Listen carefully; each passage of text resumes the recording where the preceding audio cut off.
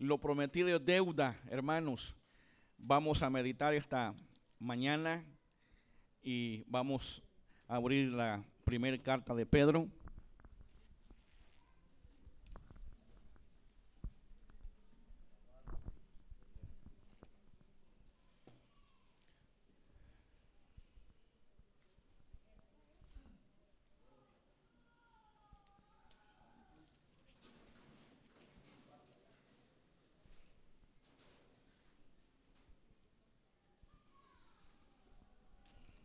Amén. Primera carta de Pedro, hermanos, el capítulo 1.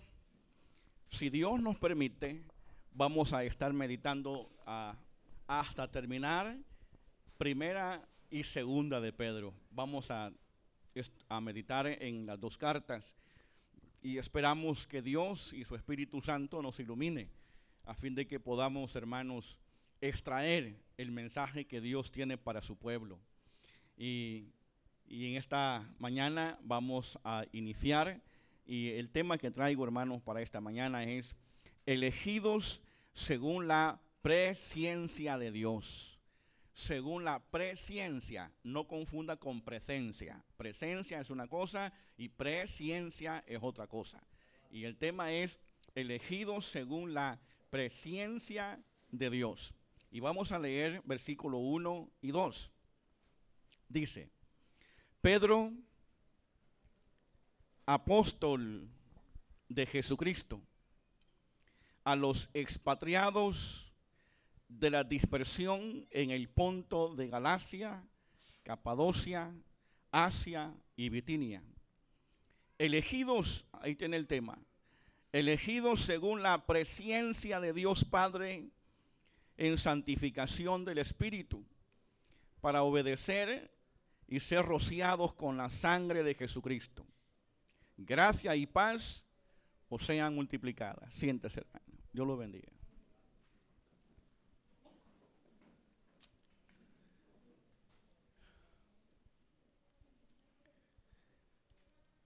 Los versículos que hemos leído, aparentemente, como son un saludo que Pedro está haciendo acá, pareciera ser que no hay mucho de qué hablar ahí.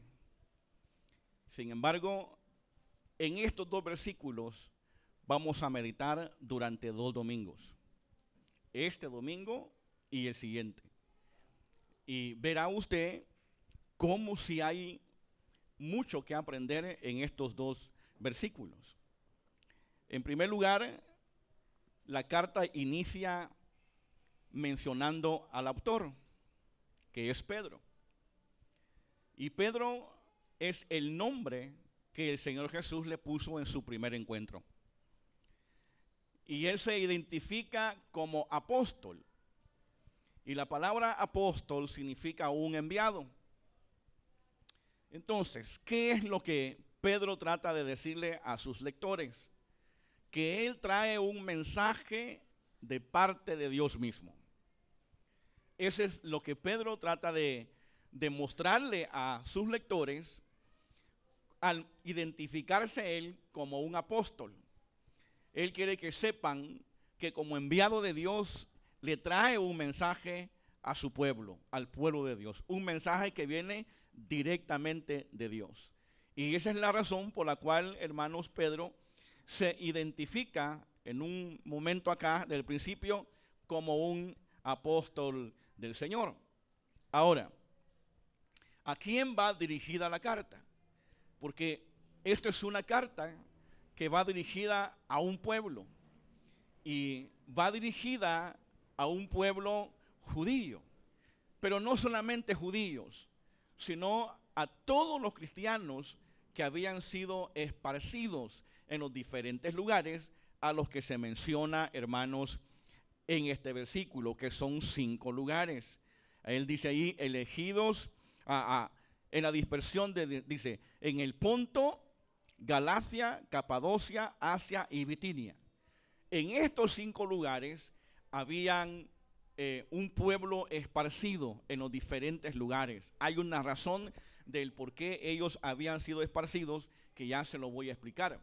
Pero la carta va dirigida a un pueblo, especialmente judíos, pero no necesariamente todos eran judíos. Ahí habían gentiles, de tal manera que la carta va dirigida al pueblo de Dios, compuesto en este caso por judíos y gentiles que se han convertido a Cristo. Ahora, ¿por qué Pedro mencionamos nosotros que la carta va dirigida a los judíos? Porque Pedro fue designado para ser el predicador o el apóstol enviado al pueblo judío, a los de la circuncisión. Miren lo que dice Gálatas capítulo 2.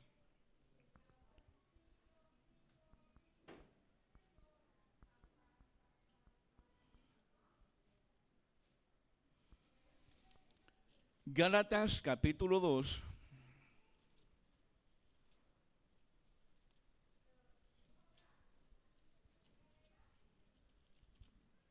¿Lo tiene?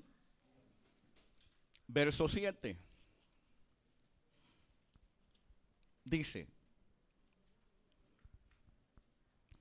esta carta la escribe Pablo, y aquí es donde nosotros encontramos cómo Pedro fue comisionado, o fue a quien Dios escogió para ser un apóstol o un enviado a los judíos o a la circuncisión. Dice aquí, antes, por el contrario, como vieron que me había sido encomendado el evangelio de la circuncisión, de la incircuncisión, como a Pedro el de la circuncisión. Tenemos aquí dos palabras, incircuncisión y circuncisión. Y Pablo está diciendo que él es apóstol de los incircuncisos y que Pedro es el apóstol de los circuncisos. ¿Quiénes son unos y quiénes son los otros? Los incircuncisos es una palabra que se usa para designar a los gentiles, a todos aquellos que no son judíos. Ellos son gentiles y se les da y se usa esta palabra para referirse a ellos, incircuncisos. Y cuando se usa la palabra circuncisos o la circuncisión, se refiere al pueblo judío. De tal manera que tanto Pablo como apóstol, como enviado del Señor, fue enviado a predicar a los incircuncisos, al pueblo gentil. Pedro fue enviado a predicar a los circuncisos, al pueblo judío. Y esa es una de las razones por la cual creemos que la carta de Pedro, vamos de nuevo a Pedro, por la cual creemos que esta carta en parte va dirigida a un pueblo judío, dirigida a un pueblo judío. Pero en esa zona no solamente, hermanos, habían judíos, también habían gentiles. Por eso es que la carta va dirigida precisamente para el pueblo de Dios, independientemente de si son judíos o no son judíos. Ahora, ¿por qué el énfasis de mencionar de que Pedro está escribiendo en particular o en especial o en parte a un pueblo judío? Porque el pueblo judío ya había sido rechazado por Dios. Y quiero que vaya conmigo para ver esto a Oseas capítulo 1.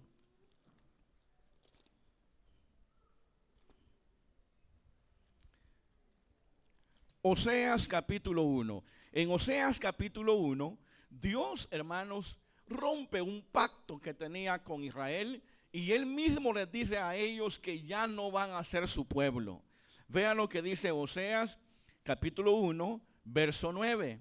Dice, y dijo Dios, ponle por nombre Lo-Ammi, porque vosotros no sois mi pueblo, ni yo seré vuestro Dios. Ahora, aquí Oseas es quien ha contraído una relación con Gomer y con ella ha procreado 3 hijos, me parece. Y dentro de ellos está a uno que le ponen Lo-Ammi su significado es: ustedes no son mi pueblo. En este momento, Dios está rechazando a Israel como ya no su pueblo.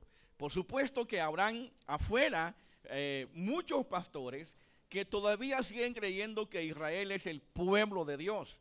Pero lo que usted ve aquí claramente es que Dios le dice a Oseas, ponle a tu hijo lo Anmi, que significa ustedes ya no son mi pueblo. Ahora, ¿cómo es que ellos vuelven a ser pueblo de Dios? Al adherirse a Cristo, es decir, al reconocer a Cristo como el Mesías, ellos vuelven a ser, hermanos, el pueblo de Dios. Y eso usted lo ve en el capítulo 2, profetizado, de allí mismo de Oseas. Oseas capítulo 2, verso 23, dice, y la sembraré para mí en la tierra. Y de nuevo, y tendré misericordia de Lo Ruama. Lo Ruama significa la no compadecida, es decir, Israel. Y diré a Lo Anmi, oiga esto, y diré a Lo Anmi, a un pueblo que no es mi pueblo. ¿Qué le va a decir? Tú eres pueblo mío. Y él dirá, Dios mío. Es decir, que por un lado, Pedro le está recordando de que ellos habían dejado de ser pueblo de Dios, porque el profeta Oseas, eso es especialmente lo que él presenta, que hay un rechazo de Dios con respecto a Israel, y el hijo que tiene Oseas con Gomer representa el hecho de que Israel deja de ser su pueblo, y por eso le dice, ponle por nombre Lo Anmi.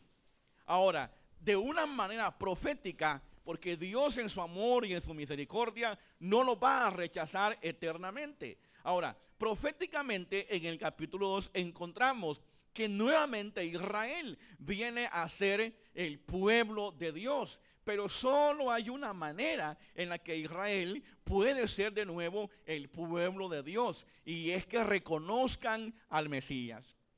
Y aquí, hermanos, es donde hay controversia, donde hay pleitos en muchas iglesias, porque ellos siguen sosteniendo de que Israel todavía es el pueblo especial que ellos conocen. Lo que vemos aquí es un pueblo que ha sido rechazado en Oseas y que proféticamente de nuevo está siendo restaurado, pero en Cristo. Pero en Cristo. Ellos tienen que creer, hermanos, en el Mesías. Porque Pablo, en el capítulo 9 de Romanos, vaya Romanos, en el capítulo 9 de Romanos, Pablo menciona que ya no es judío el que lo es en lo externo. Veamos, hermanos, capítulo 9, verso 25. Dice, como también Oseas dice, ve cómo Pablo hace referencia al pasaje que hemos leído. Como también Oseas dice, llamaré pueblo mío al que no era mi pueblo. ¿Ve? Pablo está aclarando que Israel había dejado de ser su pueblo y que en Cristo ahora vienen a ser pueblo. Y él dice, y a la no amada, amada. Recuerden que tuvo una hija que le puso Lo Ruama, es decir, Oseas con Gomer, la no amada. Es decir, que Israel deja de ser la amada de Dios y deja de ser el pueblo de Dios, tipificado por el nombre de Lo Anmi, del hijo de Oseas con Gomer. Pero Pablo viene y dice, y extrae el texto de Oseas, y de nuevo lo leo, dice, como también Oseas dice, llamaré pueblo mío al que no era mi pueblo, y a la no amada, amada. Y en lugar donde se les dijo, vosotros no sois pueblo mío, allí serán llamados, ¿qué, hermanos? Hijos del Dios viviente. ¿Ve?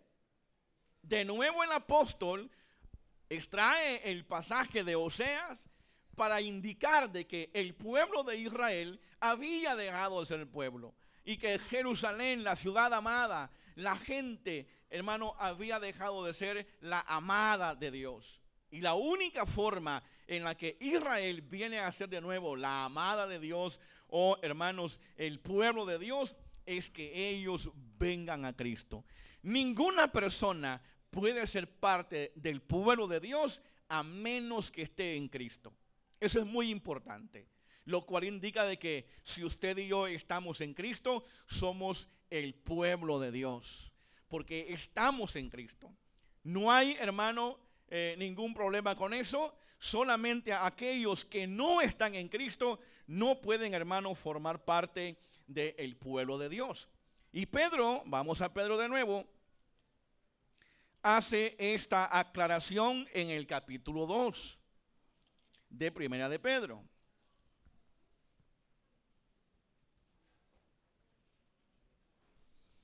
Capítulo 2, verso 10, dice: vosotros que en otro tiempo, ¿qué dice, hermanos? No erais pueblo. Está hablando de Israel. Vosotros que en otro tiempo no erais pueblo. O sea, dice, dejarán de ser mi pueblo. O sea, dijo, dejarán de ser la amada. Pero ahora Pablo en el Romanos que hemos leído dice, donde se les dijo, ustedes no son mi pueblo, serán ahora mi pueblo. Y ahora Pedro dice, mas vosotros, el 10, vosotros que en otro tiempo no erais pueblo, pero que ahora, vea ese, pero que ahora sois pueblo de Dios, que en otro tiempo no habíais alcanzado misericordia, pero ahora habéis alcanzado misericordia. Entonces, Pedro, hermanos, para ir resumiendo la primera parte, Pedro escribe a un pueblo a quien ya se le había dicho, ustedes no son mi pueblo, que es Israel. Ya lo vimos en Oseas capítulo 1, verso 9. De forma profética, Dios comienza a decirle a Israel que ellos volverán a ser su pueblo. Y lo dice Oseas capítulo 2. Pablo extrae este texto y le recuerda a los hermanos judíos de que ellos en otro tiempo no eran pueblo, pero que ahora ellos vuelven a ser pueblo.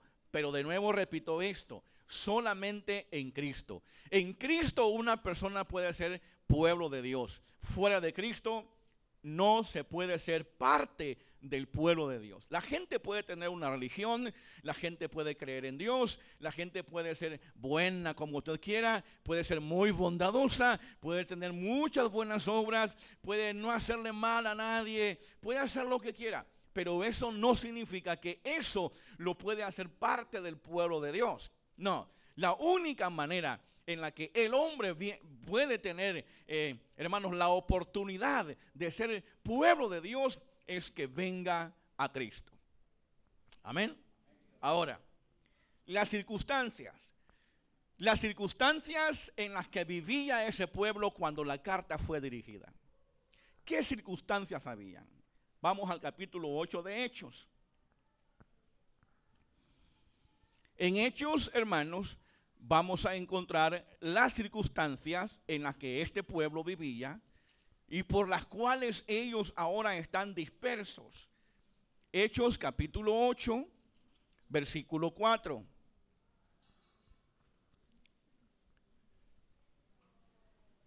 Amén.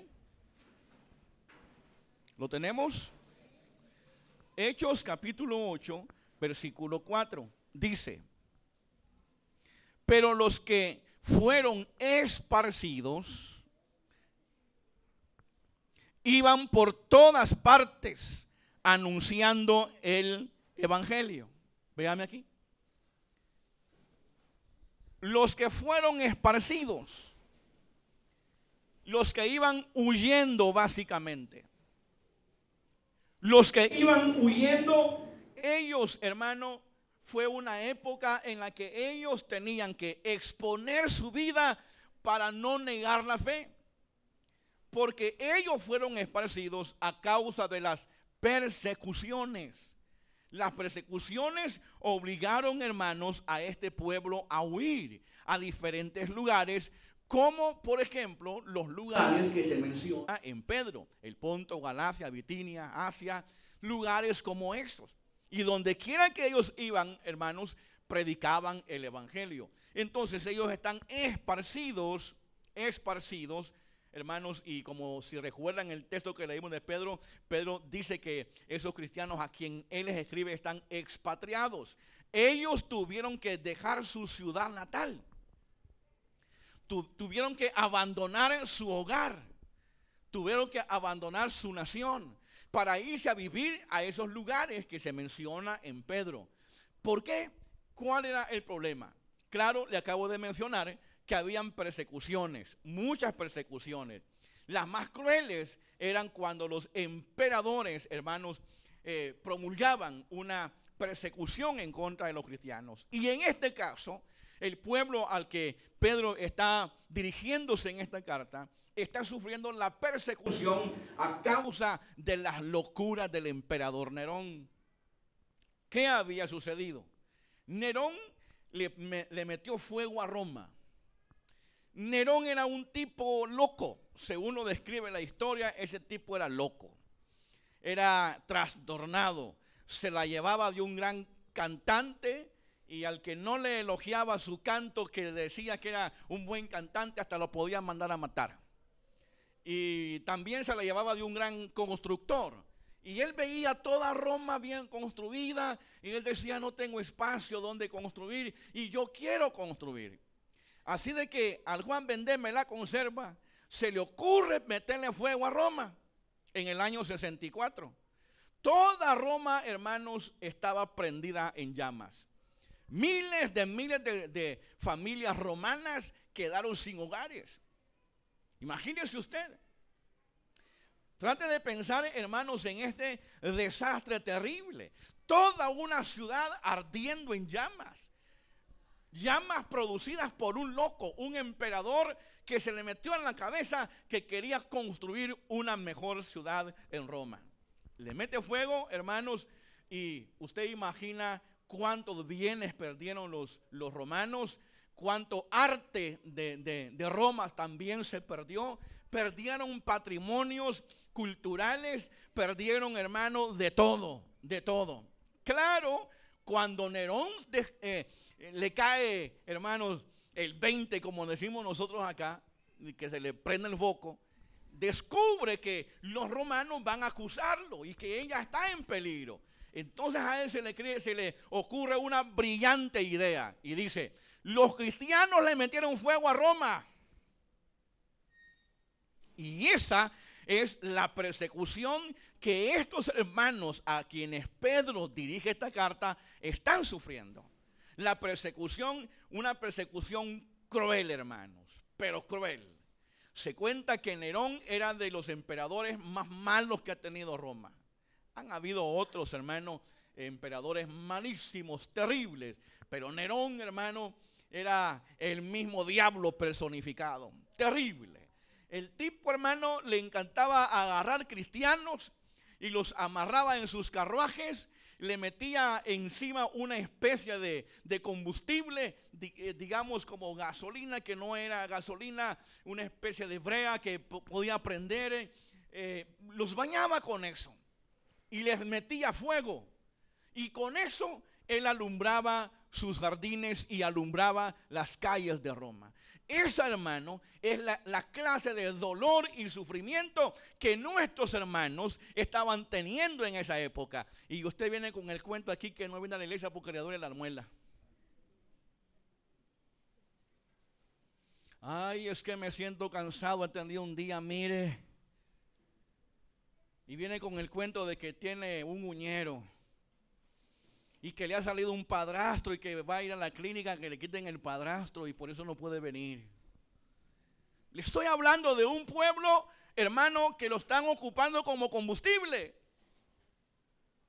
De un pueblo de nuestros hermanos que de verdad han sufrido una terrible persecución, que se perseguían a ellos como se persiguen los criminales más terribles, hermanos, de la ciudad. Esa es la clase de sufrimiento, hermanos, que había allí, hermanos, en esos lugares que menciona Pedro al principio en el capítulo 1, versículo 1. Ellos tuvieron que abandonar sus hogares. Usted todavía lo tiene. Usted no ha tenido que sufrir el despojo de nada. A ellos llegaban y los sacaban de sus casas y los asesinaban por el hecho de ser cristianos. Y ellos no negaban a Cristo. Ellos no negaban su fe. Aunque eso les costara la vida, ellos no negaban a su Señor. No negaban su fe. Era época, en donde solamente se podían confesar a dos seres como señores: Cristo y el César. Cristo y el César. ¿Es el César Dios? ¿Es el Señor?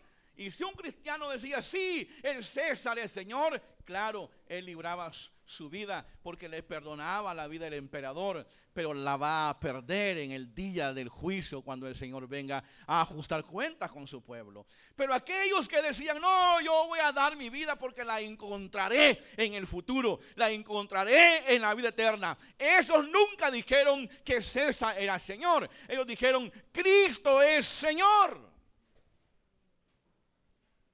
Y nosotros, hermanos, ¿cuántas veces negamos a Cristo de una forma diferente, pero lo hacemos? Sus amigos impíos no saben que usted es cristiano. Es una forma de negar al Señor. Ah, ¿y tú eres cristiano? Sí, tantos años de amigo y nunca me habías dicho. ¿Que le da pena decir que es cristiano? ¿Le da pena decir que es hijo de Dios? ¿Le da pena decir que es evangélico? ¿Le da vergüenza? Porque el que se avergonzare de mí y de mis palabras, dijo el Señor, yo también me avergonzaré de él. Y oiga, delante de los ángeles y de los hombres.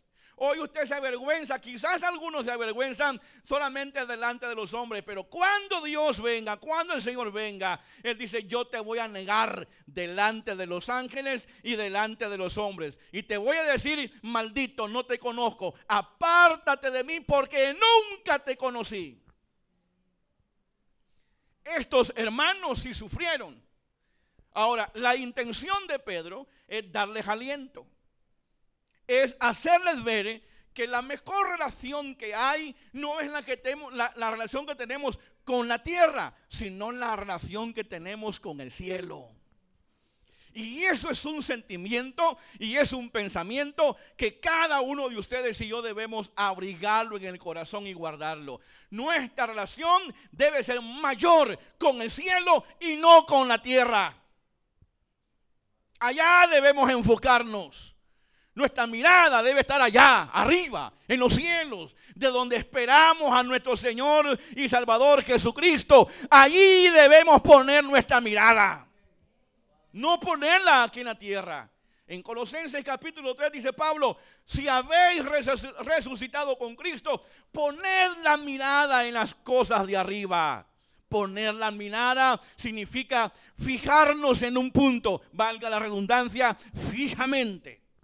Ver ese punto con toda, hermano, concentración. Eso es lo que el Señor está haciendo. Y Pedro trata de alentar a este pueblo y decirle, ¿saben qué? Hay un lugar mejor de ese lugar del cual los han despojado. Trata Pedro de alentarlos, de darles aliento. Porque, hermano, no es tan simple negar la fe en medio, hermano, no negar la fe en medio de una persecución como esta. Por menos hay gente que ha negado a Cristo. Por menos.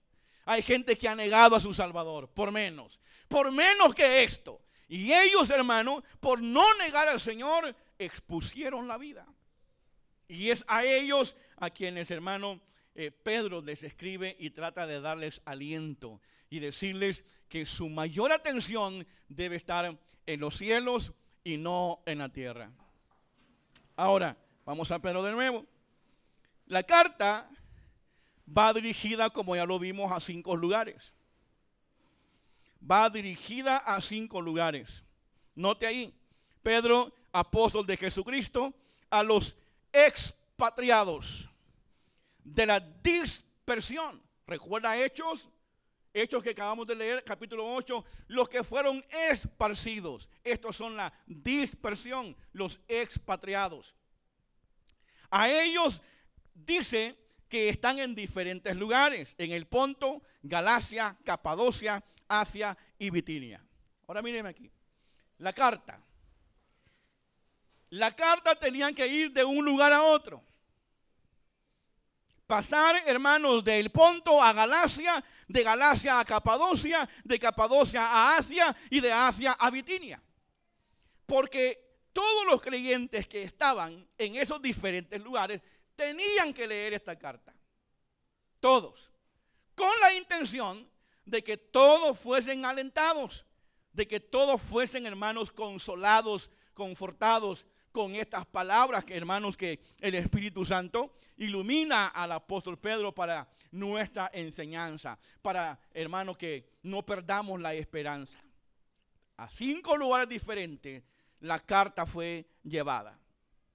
Bien, habiendo hablado un poquito sobre quién es Pedro y su propósito, él ahora viene y comienza a hablar sobre a quiénes va a dirigir esta carta en particular, y él le llama expatriados. Vamos al versículo 1 de nuevo. Pónganle cuidado de que vamos a ir manejando esto. Le llama expatriados. Amén, ¿lo tiene?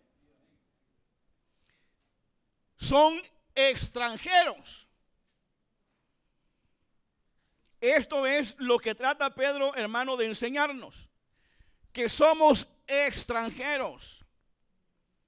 Los expatriados son extranjeros, son gente extraña viviendo en un lugar que no es su hogar. Pero ¿cuál es el punto aquí?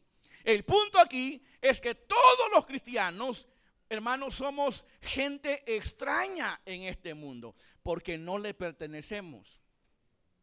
No le pertenecemos. Miren lo que dice Juan capítulo 17.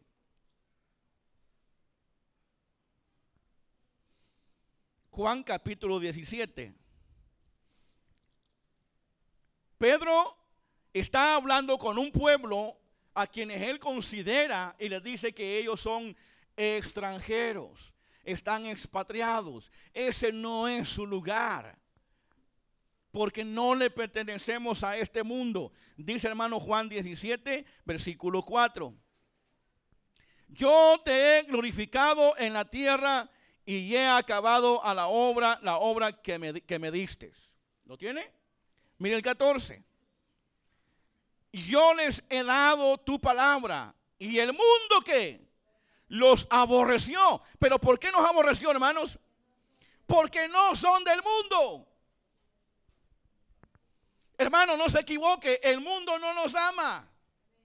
El mundo nos aborrece. Y nos aborrece a causa de nuestra fe. Y nos persiguen a causa de nuestra fe. El mundo nos aborrece porque no somos del mundo.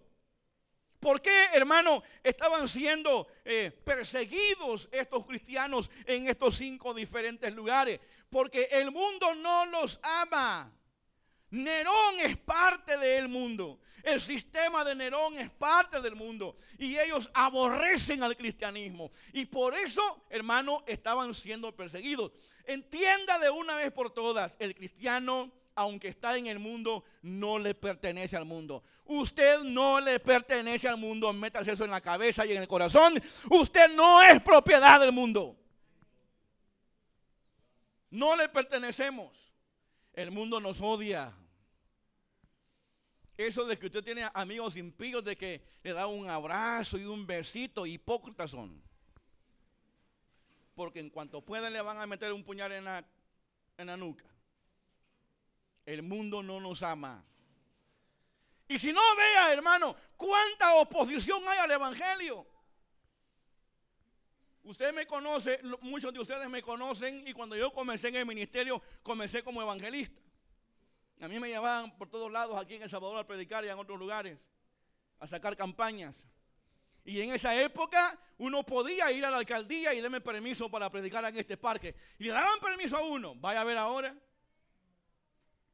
Hace muchos años organizábamos una actividad que se llamaba el Día del Pan del Pobre. Reuníamos hermanos prostitutas, borrachos, ladrones, de todo reuníamos, hermanos, en el Parque Libertad. Como 3,000 personas reunimos una vez. Les predicamos el evangelio, les dimos un almuerzo y nos daban los permisos para predicar a Cristo. Ahora uno va y no hay permiso para predicar el evangelio.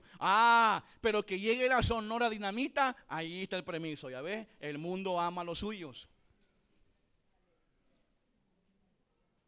El mundo ama a los suyos. Y le garantizo que estos alcaldes, hijos del diablo, hermanito, mire, si la Sonora Dinamita llega, le cierran el parque. Les cierran calles para que ellos se instalen, hermano, y hacen su pachangón ahí, hermano. Pero que va a llegar un pastor a decirle, alcalde, ciérreme todas las calles, vamos a predicar el evangelio. No, no hay permisos. El mundo no nos ama y saca leyes que van en contra del evangelio. Ya le comenté yo a usted, cuidado con sus hijos, mucho cuidado. Y le mencioné yo a usted eso. Le mencioné eso. Hay una ley aquí aprobadita que homosexuales y lesbianas pueden llegar a los colegios a dar orientación sexual a nuestros hijos. El mundo no nos ama. El mundo nos aborrece. Y esa es la razón, hermanos, por qué Pedro trata de enseñarle a esta gente de que, hermano, el mundo los está persiguiendo porque no los ama. Y los está alentando y enseñándoles, mostrándoles que hay un lugar mejor en el cual ellos deben pensar. Es el aliento que, hermanos, Pedro trae a este pueblo. Y Jesús dice que no somos de este mundo, somos extranjeros, somos gente extraña. Cuando fui yo la primera vez a Comayagua, Honduras, y fui a un lugarcito por ahí, la gente me veía así. Como quien dice, este nunca lo hemos visto. Este es un extraño. Nosotros para este mundo somos extraños. Somos extranjeros. Y Jesús lo dijo claramente. Porque no somos del mundo, no le pertenecemos al mundo. Y en el versículo 16, Él viene y lo reafirma. Mire el versículo 16. Estamos en Juan, Evangelio, capítulo 17. En el versículo 16 viene Él y lo reafirma. Dice, no son que hermanos, no son del mundo. No son del mundo, como tampoco yo soy del mundo. El día que los cristianos entendamos de una vez por todas que no le pertenecemos al mundo porque no somos del mundo, hermano, nuestra actitud hacia el mundo va a cambiar. Va a ser diferente. Va a dejar de amarlo como lo ama. Va a dejar, hermano, de tener esa amistad muy íntima que a veces tienen con el mundo. La van a dejar el día que entiendan que el mundo no nos ama, que nos aborrece y que no le pertenecemos al mundo. Pedro quiere, hermanos, que los creyentes a los que en él se dirige, y Pedro quiere que todos nosotros los creyentes de todas las edades tengamos la esperanza de Abraham. Miren lo que se dice de Abraham en el capítulo 11 de Hebreos.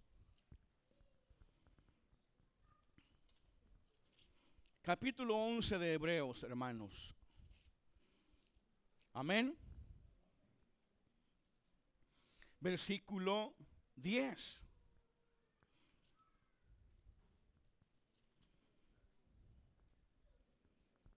Amén. Vean lo que dice, hermano. Vamos al 9 para que entendamos un poco. Por la fe, habla de Abraham. Por la fe habitó, ¿como qué, hermano? Como extranjero en la tierra prometida. Como extranjero. Abraham sabía que ese no iba a ser su lugar permanente y eterno. No. Vea lo que más dice. Por la fe habitó como extranjero en la tierra prometida, como en tierra que, hermanos, ajena, morando en tiendas con Isaac y Jacob, coherederos de la misma promesa. Mire el 10. Porque esperaba, aquí tiene, porque esperaba, ¿el que esperaba Abraham, hermanos? Una mejor ciudad. Amén. Abraham esperaba una mejor ciudad. Y esto, hermano, es lo que Pedro trata de que los hermanos perseguidos comprendan. De que hay un mejor lugar, de que hay una mejor ciudad. Y ustedes y yo tenemos que armarnos del mismo pensamiento. Hermano, hay un lugar mejor que este mundo. con que se quedan con la boca abierta con las cosas que hay en este mundo. ¿Cómo no se quedarán cuando lleguen al reino? Cuando yo llegué a Nueva York por primera vez y vi las torres gemelas que fueron derribadas, yo me quedé. ¡Wow, hermano! Y me llevaron a la Estatua de la Libertad y ¡wow! Y uno se queda, hermanos, como anonadado, como perplejo. Ahora, imagine usted, hermanos, cuánta admiración, qué es lo que vamos a experimentar cuando veamos el reino de los cielos. Y Pedro está tratando de que los hermanos entiendan esto, de que hay un lugar mejor para ellos. Que si bien es cierto, los han despojado, les han quitado sus hogares, han perdido pertenencias, quizás casas, quizás propiedades, hermano. Pero Pedro está tratando de alentarlos de que, hermanos, ellos son extranjeros, de que eso no es su hogar eterno. Los está tratando de alentar a que se enfoquen más hacia los cielos. Y eso es lo que usted y yo tenemos que hacer. Enfocarnos más hacia los cielos. Enfocarnos más hacia el reino de Dios. Amén. Pablo menciona esto y alienta de igual manera, hermano, a los filipenses. Miren el capítulo 3 del libro de Filipenses. Capítulo 3, hermanos, del libro de Filipenses. Verso 20. Amén. Amén, hermanitos. Dice, mas nuestra ciudadanía, que hermanos, está en los cielos, de donde también esperamos al Salvador, al Señor Jesucristo. Más nuestra ciudadanía. ¿Qué es esa palabra? Más nuestra ciudadanía. Y es que, hermanitos, los hermanos de la ciudad de Filipos se sentían orgullosos de pertenecer o estar bajo el gobierno de Roma. Y para ellos ese era un privilegio. Saber que sus nombres estaban en los archivos del gobierno de Roma. Y saber que ellos eran ciudadanos romanos. Para ellos era un motivo de orgullo. Ellos se sentían, hermanos, grandes al decir, somos ciudadanos romanos. Y Pablo les dice esto: oigan, señores, nuestra verdadera ciudadanía no es Roma. Nuestra verdadera ciudadanía está en los cielos. Amén. Pero hay hermanitos que se les nota cómo aman este lugar. Se mueren por este lugar. Se desviven por este lugar. Increíble, hermano. Se les nota que aman este mundo. ¿Cómo pueden amar a quien los odia? Hermano, piensen en esto. ¿Cómo podemos amar a quien nos odia? El mundo, el sistema del mundo nos odia. Por eso es, hermano, que hay un mandamiento en Primera de Juan. ¿Lo tiene, hermano?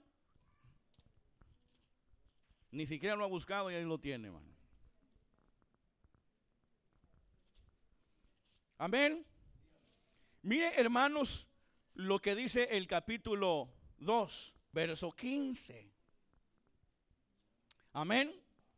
No améis aquí en el mundo. No améis al mundo. ¿Y qué, hermanos? Ni las cosas que están en el mundo. El problema del cristiano está ahí a veces. Que él ama lo que no debe. Y el mundo es una de esas cosas que no debemos amar. No améis al mundo. Aquí la palabra mundo se traduce como sistema. Recuerden ustedes que hay 3 palabras que se traducen de diferentes maneras, o mejor dicho, la misma palabra mundo que se traduce de diferentes maneras. En Juan 3:16, porque de tal manera amó Dios al mundo, ahí es las personas. Mía es la tierra y su plenitud. Ahí es el planeta con lo que hay, la tierra. Pero aquí en este caso la palabra mundo es sistema. Y el sistema ha sido creado por Satanás para destruir la fe de los cristianos. El sistema aleja a los cristianos del Señor. Porque no améis al mundo, y oiga esto, ni las cosas que están en el mundo. Porque esas cosas alejan a los cristianos del Señor, los aparta del Señor.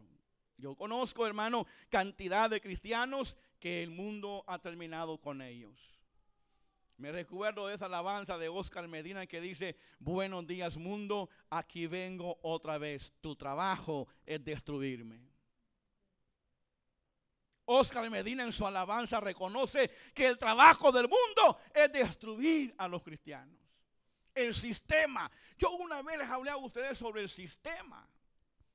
Cómo el sistema acaba con la vida de la gente.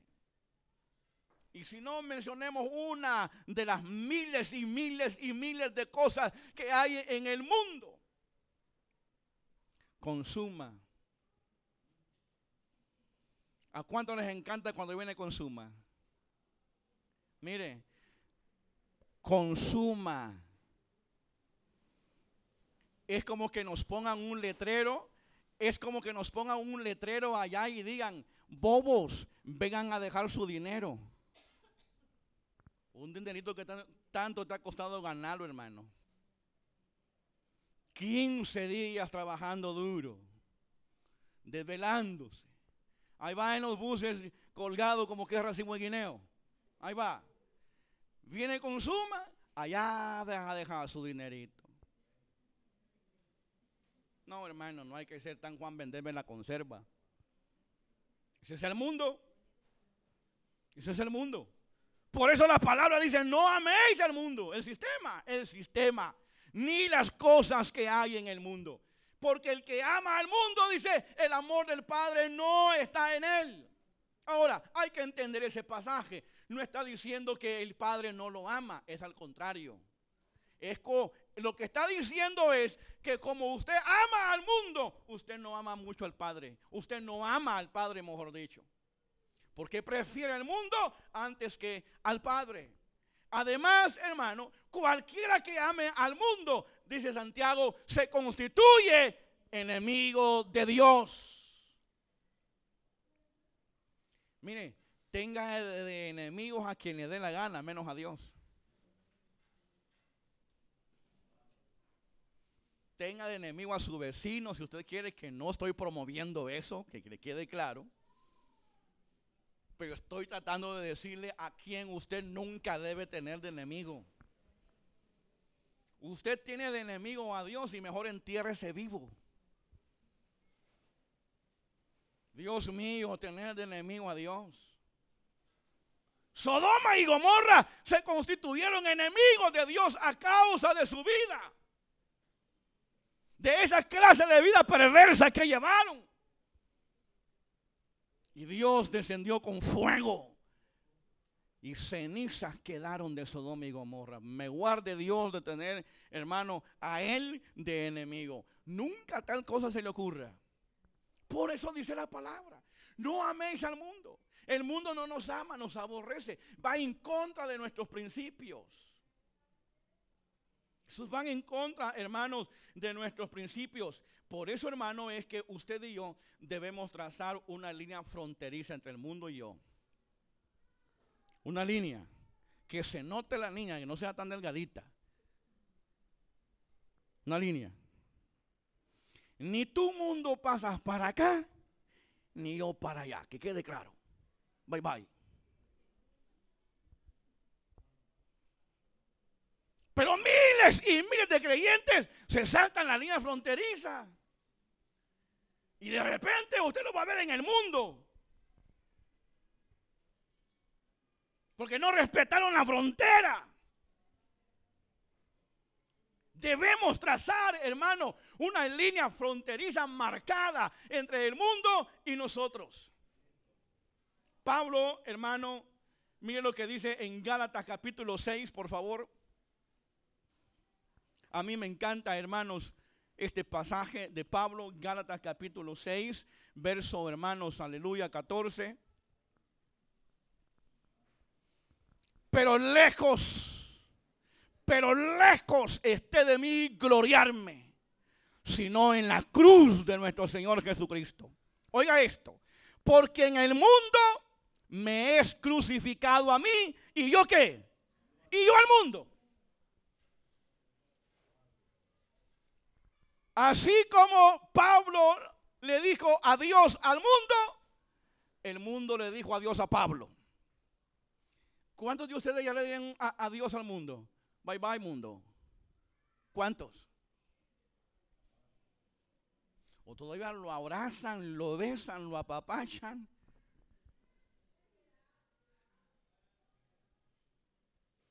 Ya está reunido con los amigos impíos.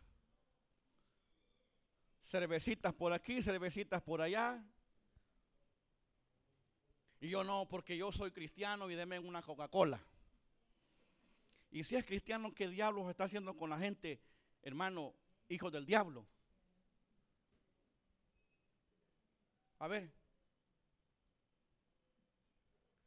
Porque, hermano, ¿y si es cristiano, qué hace con esa gente? Pablo dijo, el mundo me es crucificado a mí y yo crucificado al mundo. Para Pablo el mundo se murió. Y usted y yo no lo queremos enterrar. Entiérrelo. Entierre al mundo, entiérrelo. Porque si usted no lo entierra, el mundo terminará enterrándolo a usted. Mejor entiérrelo. Para Pablo el mundo y sus encantos murieron. Y un cristiano tanto más busca a Dios, el mundo pierde poco, va perdiendo interés para él. Para un cristiano que, hermanos, ama al Señor, el mundo ya no significa nada. Pierde interés por el mundo. Entiérrelo. Pablo se queja, hermanos, de Demas. Demas al principio un gran colaborador de él. Y luego Pablo escribe y dice, porque Demas me ha abandonado y se ha ido tras este mundo amándolo. Y así pasa con miles y miles de creyentes que se van tras del mundo, amando al mundo y terminan destruidos. Hermanito, el mundo no tiene nada bueno para usted. Nada. El mundo no tiene nada bueno para usted. Hay que ver al mundo de la manera en que Dios nos enseña que debemos ver al mundo.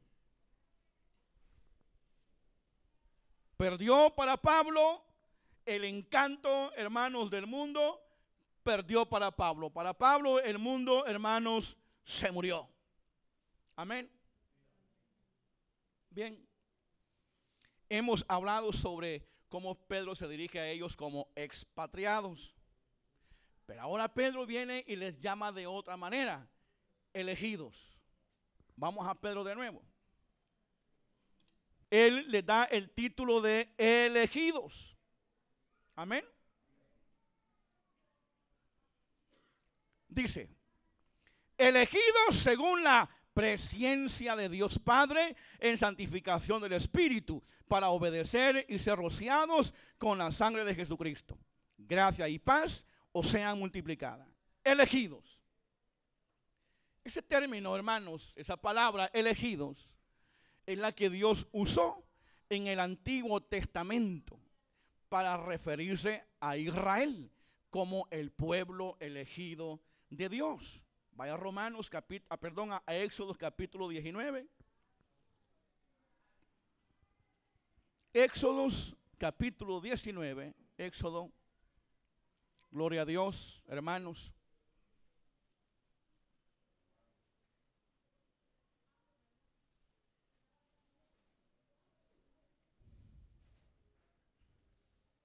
Amén.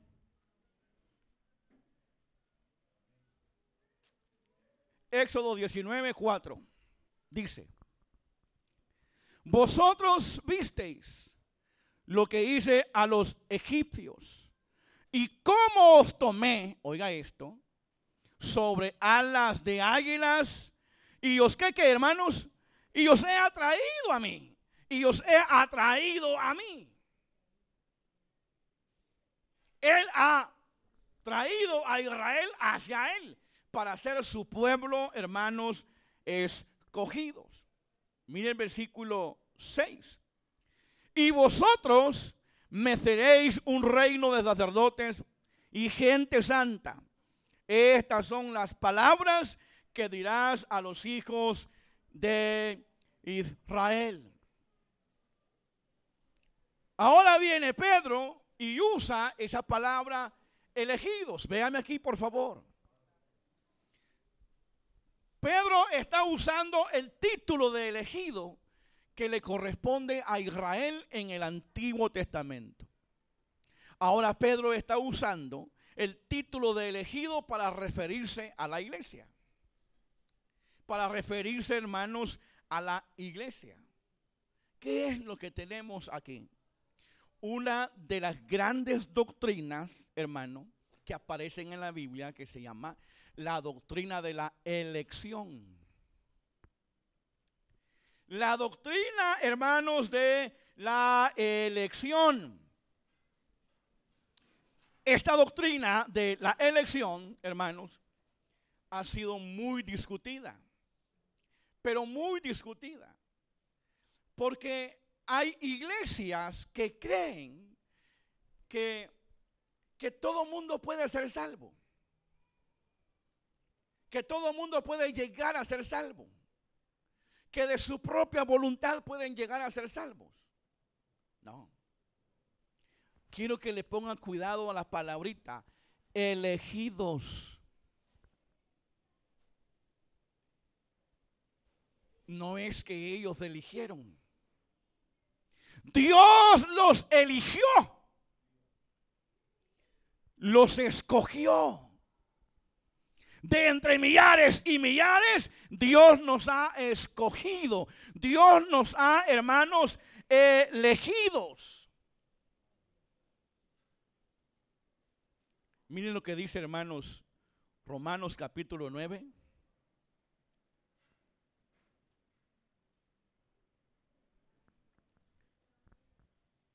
Pablo habla mucho sobre este tema. Romanos capítulo 9.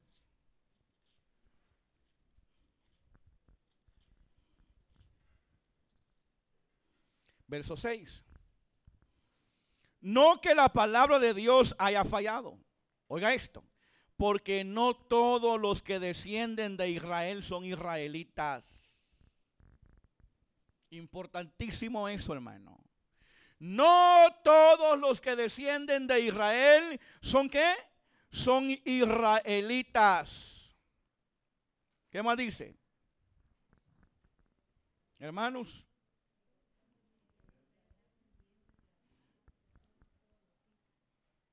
Sino por ser descendientes, ni por ser descendientes de Abraham son todos hijos, sino en Isaac te será llamada descendencia. Esto es, no los que son hijos según la carne, son los hijos de Dios, sino los que son hijos según la promesa, son contados como descendientes. Se lo voy a resumir en pocas palabras. Pablo está diciendo que es la iglesia ahora el verdadero Israel. Los que somos elegidos por Dios. Dice, no es aquellos que son el pueblo según la carne, sino aquellos que son según la promesa. Entonces, es la iglesia, hermanos, ahora la que recibe el título de elegido.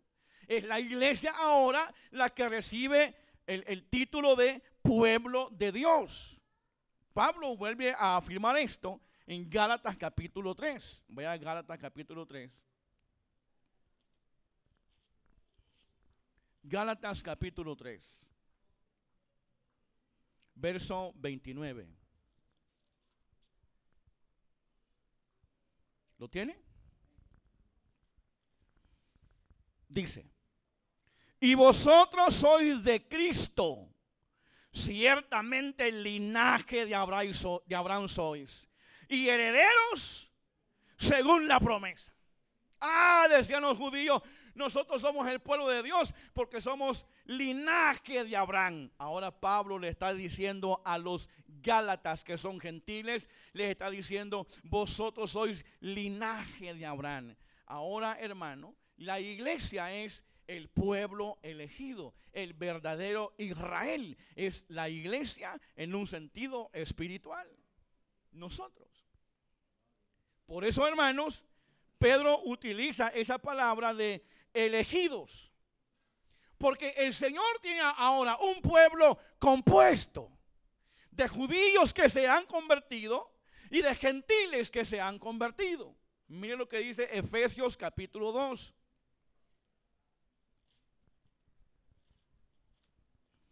Efesios capítulo 2 dice 14: porque Él es nuestra paz. Oiga esto: que de ambos pueblos, que hermanos, que de ambos pueblos, que hermanos, hizo uno. ¿Quiénes son, hermanos, ambos pueblos? Israel, los convertidos, y el gentil convertido. Pero algunos dicen que Dios tiene dos pueblos. Israel es un pueblo y la iglesia es otro pueblo. No. Dios solamente tiene un pueblo. Y es el Israel espiritual. El Israel espiritual, del cual nosotros los cristianos en el mundo entero somos parte de ese Israel espiritual. Cristo es el pastor de pastores y Él no tiene dos rebaños. Cristo no está pastoreando por un lado a Israel porque ni creyeron en Él. Y por otro lado pastorear a los gentiles que hemos creído en Él. No, Cristo tiene un solo rebaño y Él un solo pastor. Un solo pastor para un solo rebaño. Pedro usa entonces esa palabra de elegidos, hermanos, para referirse sin titubeos de que la iglesia ahora recibe ese título de pueblo escogido por Dios. Que ya no solamente Israel, hermanos, va a llamarse los elegidos, sino que ahora es la iglesia la que está siendo, hermano, llamada elegida. Ahora, ¿cuándo nos eligió? ¿Cuándo nos eligió? La Biblia dice que Dios nos eligió desde antes de la fundación del mundo. Amén, hermanos. La palabra dice que Dios nos eligió desde antes de la fundación del mundo. Miren lo que dice Efesios capítulo 1.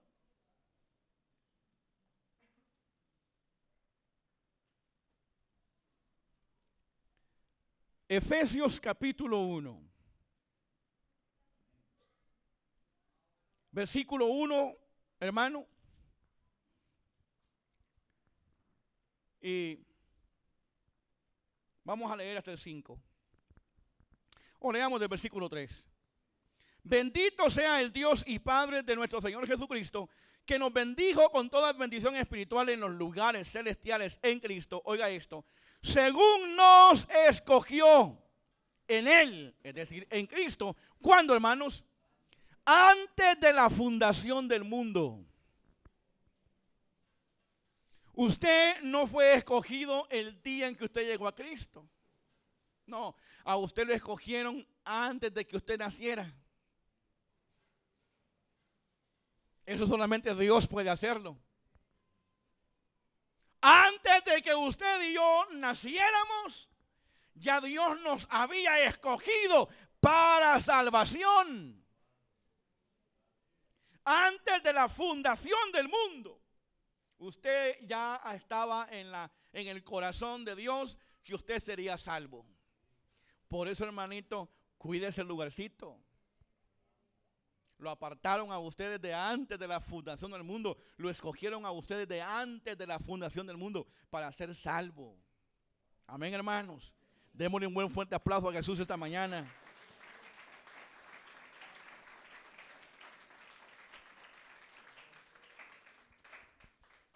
Hermanos, esta elección abarca a todos los que van creyendo. Todos los que van creyendo van recibiendo el título de elegidos. El Señor en el capítulo 17 de Juan, verso 20, Él dijo: yo no oro solamente por estos, sino por los que han de creer en mí por la palabra de estos. Dios escogió la predicación. Escúcheme esto. Escúcheme esto, porque hay una tontera que se ha metido en la iglesia del Señor. Se ha metido el mundo. Ahora, para atraer a la gente hay que traer payasos. Y hay que ponerlos aquí para que hagan payasadas y que la gente se goce y venga y traigan invitados, traigan a sus vecinos. En la iglesia mañana vamos a tener payasos. Y fíjese que se va a bailar la danza del vientre. Hermano, es verdad. Si hay iglesias, hermano, en donde las jovencitas de 15, 13, 14 años andan con el ombligo pelado, bailando de la danza del vientre dentro de la iglesia.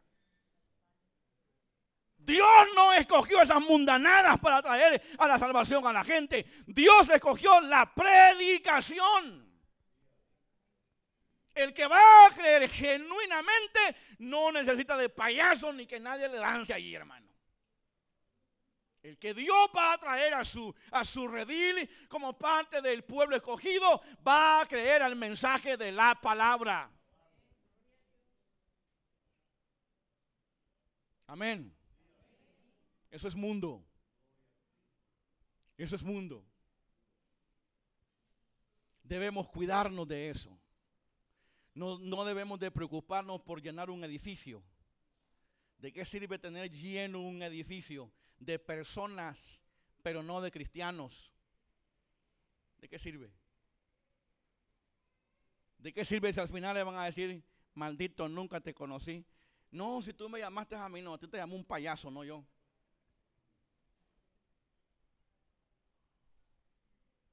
Amén. Hay que cuidarnos.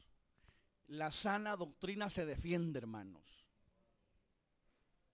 Y Jesús dijo: a los que han de creer en mí por la palabra. Y el primer mensaje, hermano, que Pedro da en el libro de los Hechos, en el día de Pentecostés, se convirtieron 3,000. Y le aseguro que había más de 3,000 personas ahí. ¿Y por qué no se convirtieron todos? Porque dice Pedro que son elegidos los que son salvos. Son escogidos. Esta doctrina la odian mucha gente, hermano. Y hay un sector del pueblo evangélico que odia esta doctrina, que no está de acuerdo con esta doctrina. Y yo he retado a muchos pastores, amigos míos: demuéstrenme que estoy equivocado, pero con la Biblia. No hay cosa de que depende del hombre. No, la Biblia no enseña que la elección depende del hombre. La Biblia enseña categóricamente. Pedro está claramente diciendo a los elegidos. ¿Qué más claro está eso, hermanos? Pedro está hablando de que Dios ha elegido, Él de su propia voluntad, soberanamente escogió a un pueblo, hermanos, para salvación. Miren lo que dice, hermanos, Primera de Pedro, capítulo 2.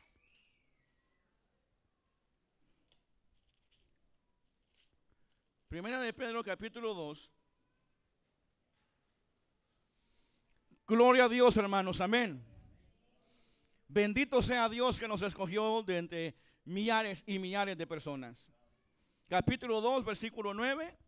Mas vosotros sois, ¿qué, hermano? Linaje escogido. Y no le voy a explicar la palabra linaje porque eso viene cuando lleguemos al capítulo 2. Pero ahí de nuevo Pedro usa otra vez la palabra linaje. ¿Y ahora qué? Escogido. ¿Se recuerdan ustedes de la parábola del pescador? ¿Qué dice la Biblia que hizo? Él echó la red en el mar. Y cuando estaba llena la red, hermano, él no dijo, qué gran bendición, cuánto pescado me ha caído, me voy para la casa. Y llevárselos a todos. No, se fue a la orilla de la playa, dice la parábola. Y comenzó a escoger. Este pesapo no. Se me ha metido una anguila, tampoco. Este boca colorada va para mi casa. Los escogió. ¿Sí o no?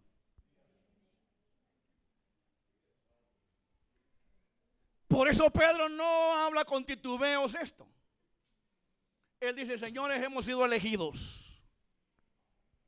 ¿Y cuándo, Pedro? Dice Pablo, desde antes de la fundación del mundo. Antes de que usted y yo existiéramos, hermanos, Dios ya nos había elegido para ser su pueblo. Para ser un pueblo adquirido. Adquirido por Dios, es lo que dice el texto que hemos leído. Adquirido por Dios. Y la palabra adquirido viene de adquisición, de algo que yo he comprado. Dios nos eligió en Cristo y nos compró con la sangre de Cristo. Ahora somos su adquisición. Somos su posesión. Le pertenecemos porque Él nos eligió a nosotros. Amén. Bien. Regresa el capítulo 1. Ahora Pedro va a enseñarnos el origen de nuestra elección. El origen de nuestra elección, hermanos. Amén. Vean lo que dice el capítulo 2, perdón. Dice, elegidos, ¿qué, hermano? Elegidos según qué? La presciencia de Dios. Véame aquí. Aquí está la clave. Como dije, no confunda presencia con presciencia. ¿Qué es presciencia? Es preconocimiento. Escuchen eso. Es preconocimiento. Algunas iglesias evangélicas interpretan de otra manera esta palabra. Les voy a decir cómo la interpretan y lo absurdo de esa interpretación. Ellos interpretan correctamente la palabra presciencia, preconocimiento. Cómo la aplican es diferente a como yo se la voy a explicar. Y tiene mucho sentido. Y cuando yo le he hecho esta pregunta a algunos pastores, ellos tienen que pensar en eso. Ellos dicen que Dios previamente vio en el futuro y vio a las personas que de su propia voluntad iban a llegar a Cristo y a estos se escoge. Eso es lo más absurdo que yo pude escuchar. ¿Dónde estaría la gloria de Dios en eso? ¿Para qué Dios se va a tomar la molestia de escoger a personas que de su propia voluntad van a llegar? Piénsenlo. Y le digo yo a estos hermanos con los que teníamos esa plática. Dice, no, es que Dios vio en el futuro y vio a aquellos que iban a llegar a Cristo de su propia voluntad. Y a estos se escogió. Entonces les lanzo la pregunta. ¿Qué sentido tiene que Dios escoja a personas que de su propia voluntad van a llegar? Es como que usted me diga, hermano Julio, mañana voy a llegar a su casa. Y entonces vengo yo y le digo, hermana, mire, o hermano, mire, yo lo escogí a usted para que vaya a mi casa. Ella o él puede decirme, no, si ya lo había decidido yo. ¿Se entiende? ¿Por qué Dios va a escoger a personas que de su propia voluntad van a llegar? No, no. La palabra presciencia simplemente es que Dios escogió previamente, con su conocimiento, un previo conocimiento de las personas que Él va a escoger. Y a estos ha escogido, a los que Él de su propia voluntad, en su preconocimiento, elige y escoge antes de la fundación del mundo. Y a eso Dios son los que está llamando. No sé si me ha entendido esa parte, hermano. ¿Me la ha entendido o no? Se le explico de nuevo. Oiga esto, si el hombre escogiera a Dios de su propia voluntad, el hombre sería soberano de su salvación. Es decir, que de él dependiera. Pero no hay ninguna parte en la Biblia que diga que la salvación dependa de la decisión del hombre. No, al contrario. La Biblia enseña claramente que la elección para salvación no depende de que el hombre elija. Depende, hermanos, de que Dios nos elija.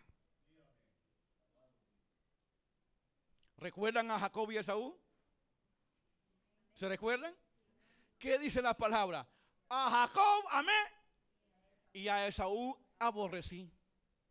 A uno escoge para amarlo y a otro para aborrecerlo. Amén. Ahora, vea esto de nuevo. ¿Recuerdan ustedes el proverbio que dice que Dios hizo el impío para el día malo?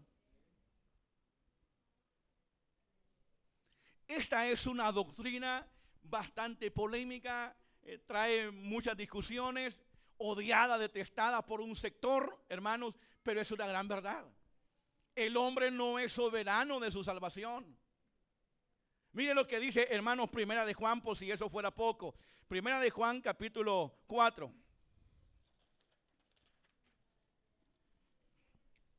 Primera de Juan,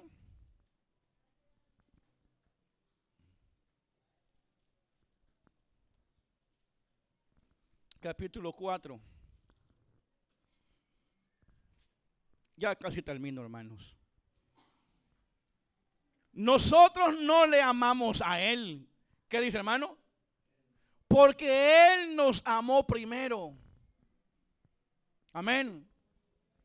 Amén, hermanos. Nosotros no le amamos a Él, dice, porque Él nos amó primero.